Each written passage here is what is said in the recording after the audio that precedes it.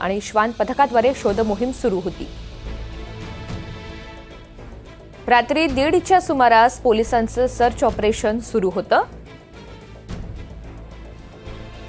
आरोपी रात्री 12च्या सुमारास नातेवाईकांकडे पाणी पिण्यासाठी आल्याची माहिती गावकऱ्यांनी पोलिसांना दिली। पोलिसांना त्याचा सुगावा लागला नाही। 100 ते 150 पोलिसांची फौज बोलावून आजूबाजूच्या उसाच्या शेतात शोध घेतला गेला। रात्री उशिरा 1:30 वाजता गुनाट गावामधील प्राध्यापक गणेश गवाणे आणि ग्रामस्थांनी दत्ता गाडेला एका मैदानातून जाताना पाहिलं।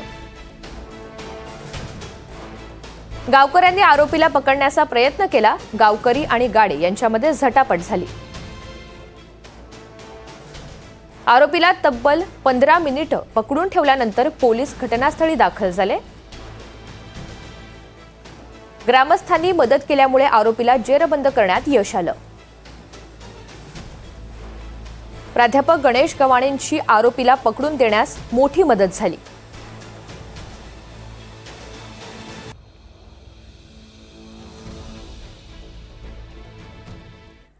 या सगळ्या संदर्भात आता विरोधकांच्या प्रतिक्रिया समोर येत आहेत। सरकारनं शक्ती विधेयक मागे घेऊ नये, तसंच महिला अत्याचारामध्ये महाराष्ट्र सर्वात पुढे असल्याची टीका काँग्रेसचे नेते विजय वडेट्टीवार यांनी केली आहे।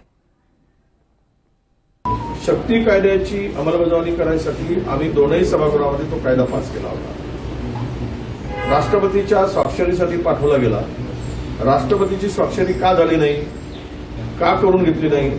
राज्यात शक्ती कायद्याची अंमलबजावणी व्हावी की होऊ नये ही सरकारची काय भूमिका आहे?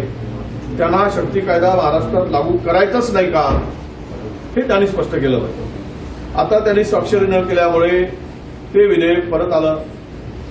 त्यांनी लहान ज्युडिशरीने त्यांना सांगितलं की हे विधेयक आता आम्हाला लागू करता येणार नाही, ते विड्रॉ करावं लागेल, मागे घ्यावं लागेल। त्याच्या कॅबिनेट पुढे येईल, ते कॅबिनेट पुढे आणून ते विधेयक मागे घेतलं जाईल। मग सरकार नव्यानं ते विधेयक आणणार आहे का?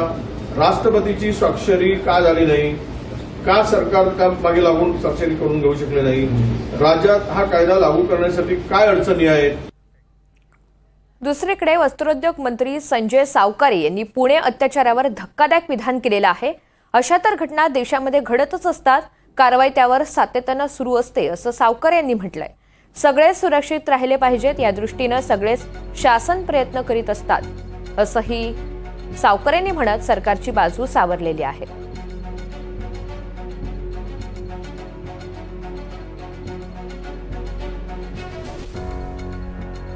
घडले म्हणून महिला सुरक्षित नाही असं नाही आहे। असं तर देशामध्ये म्हणाल तर घटना या घडतच असतात, कारवाई त्याच्याजवळ सातत्याने चालू असते।